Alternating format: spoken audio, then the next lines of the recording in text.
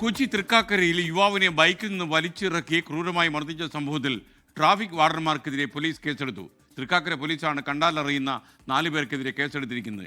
യുവാവിനെ ട്രാഫിക് വാർഡന്മാർ മർദ്ദിക്കുന്ന ദൃശ്യങ്ങൾ പുറത്തുവിട്ടു. 24 ഇമ്പാക്ട്. ശ്യാംകുമാർ കൊച്ചിയിൽ നിന്ന് വിവരങ്ങളുമായി ചേരുകയാണ്. ശ്യാംകുമാർ, നമ്മൾ ഈ വാർത്ത പുറത്തുവിട്ടതിന് ശേഷമാണോ പോലീസിന്റെ ആക്ഷൻ ഉണ്ടായത്?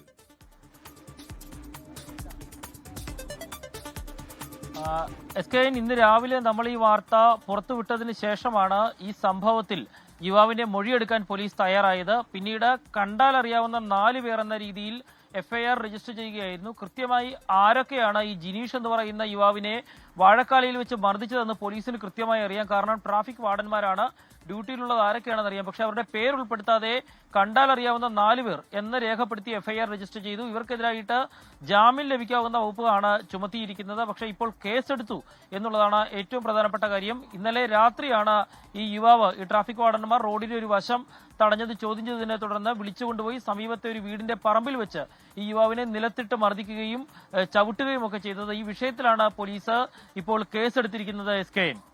Okay, thank you Shyamkumar. ലോകത്തെവിടെയായാലും ഏത് സമയത്തും 24 വാർത്തകളും ഓഗ്മെന്റഡ് റിയാലിറ്റി പാക്കേജുകളും എക്സ്പ്ലെയിനറുകളും വിശദമായി കാണാൻ ഞങ്ങളുടെ YouTube ചാനൽ നിങ്ങൾക്ക് സബ്സ്ക്രൈബ് ചെയ്യാം.